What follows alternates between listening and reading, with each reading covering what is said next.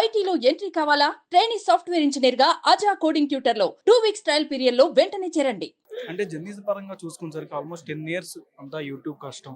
ఒక్కసారిగా సినిమా లైఫ్కి వచ్చేసరికి ఎట్లా అనిపిస్తుంది యూట్యూబ్ వెబ్ సిరీస్ నుంచి డైరెక్ట్ స్క్రీన్ మీద రావడం?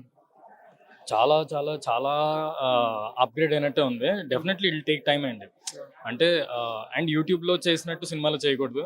బట్ యాక్టింగ్ అంటే ఆ రోల్కి ఏం చేయాలో అది చేసేయాలి. సో అదే ఇంకా ఇప్పుడిప్పుడే స్టార్ట్ అయ్యాను. సో చిన్నపిల్లని ఒక బేబీని యూట్యూబ్ నుంచి సినిమాలోని సపోర్ట్ చేస్తాను అనుకుంటున్నాను. అప్పటికి ఇప్పటికి ఏం చేంజ్ అయింది అనుకుంటున్నారు?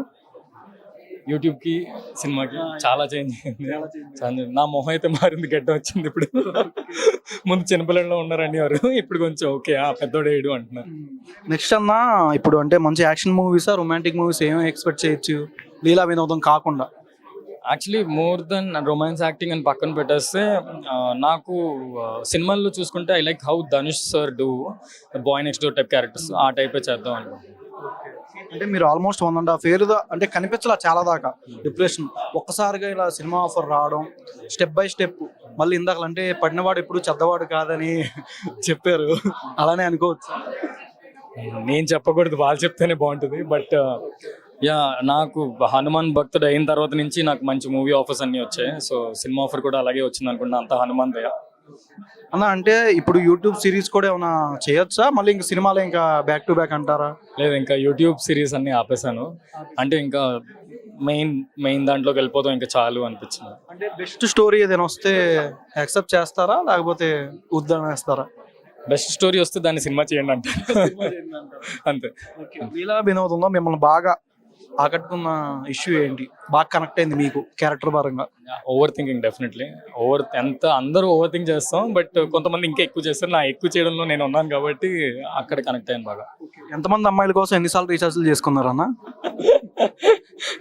అప్పట్లో ఓన్లీ రీఛార్జ్ కార్డు నేను ఇంటర్లో ఉన్నప్పుడు చేశాను, ఒకసారి చేశాను. ఒకరికే చేశాను, 3-4 ఎప్పుడు లేను, ఉంటే ఒకరితోనే ఉంటాను ఒకసారి.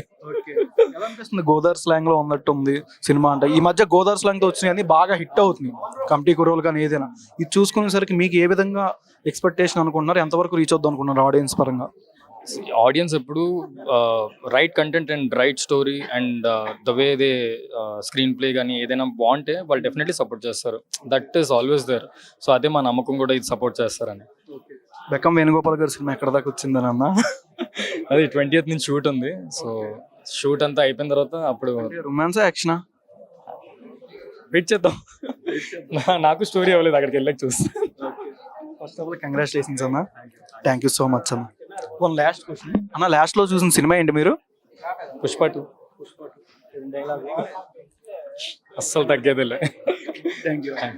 సుమన్ టీవీలో మీ పర్సనల్ అండ్ బిజినెస్ ప్రమోషన్స్ కోసం కింది నెంబర్కి కాంటాక్ట్ చేయండి.